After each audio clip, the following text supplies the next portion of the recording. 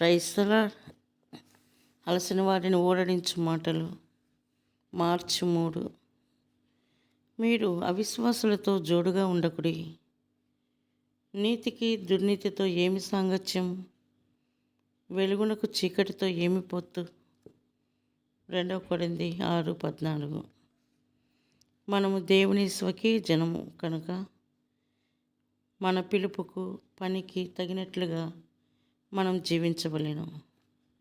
ఏలయనగా నీ దేవుడైన యెహోవాకు నీవు ప్రతిష్ఠిత జనం, మరియు యెహోవా భూమి మీదనున్న సమస్త జనములలో విశేషముగా తనకు స్వకీయ జనమగునట్లు నిన్ను ఏర్పరచుకొనెను.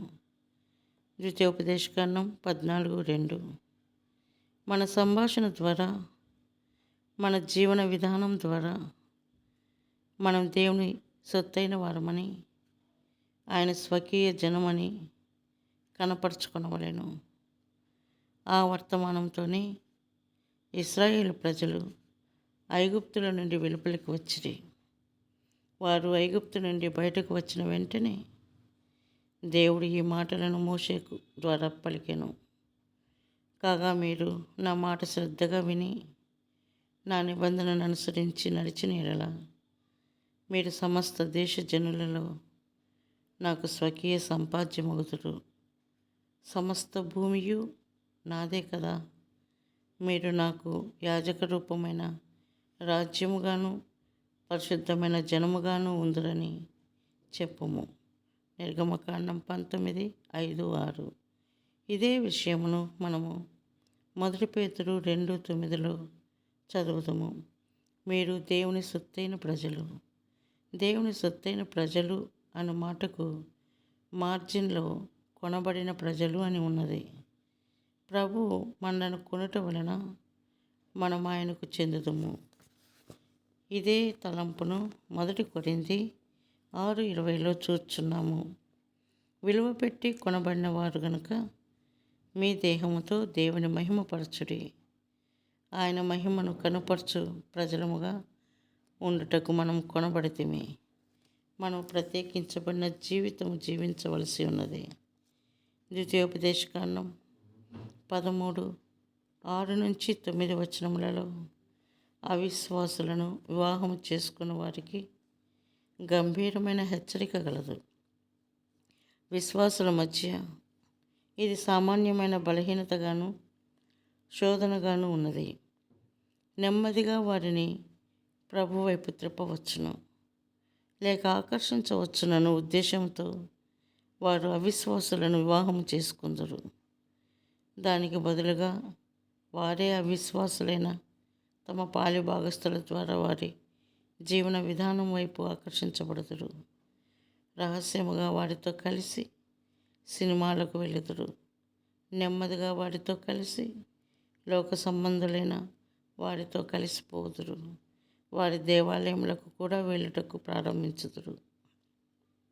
మొదట రహస్యముగా ఈ కార్యములు చేయుదురు.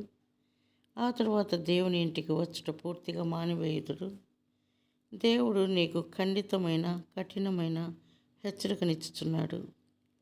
శత్రువు నిన్ను మోసగించనీయకుము. నీ పరలోక స్వాస్థ్యమును పాలి భాగమును శత్రువు అపహరింపనీయకుము. దేవుని వాక్యం ఈ విధముగా చెప్పుచున్నది. రాళ్లతో వారిని చావగొట్టవలెను.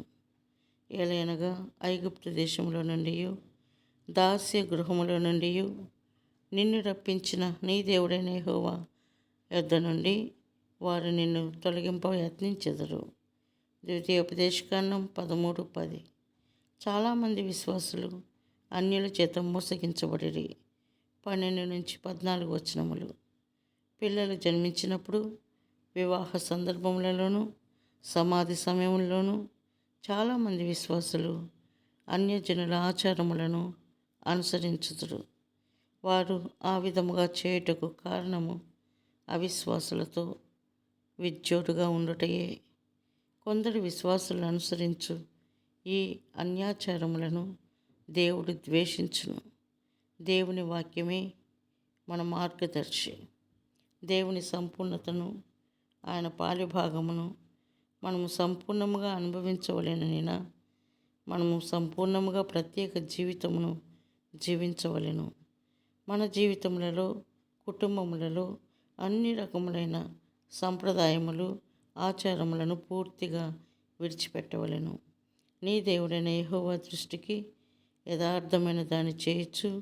నీ దేవుడైన యెహోవా మాట వినినప్పుడు యెహోవా తన కోపాగ్ని నుండి మళ్ళుకొని నీ యందు కనికరపడి నిన్ను కరుణించి నీ పితరులతో ప్రమాణం చేసిన రీతిని నిన్ను విస్తరింపచేయునట్లు నిర్మూలము చేయవలసిన దానిలో కొంచెమైనను నీ యొద్ద ఉంచుకొనకూడదు.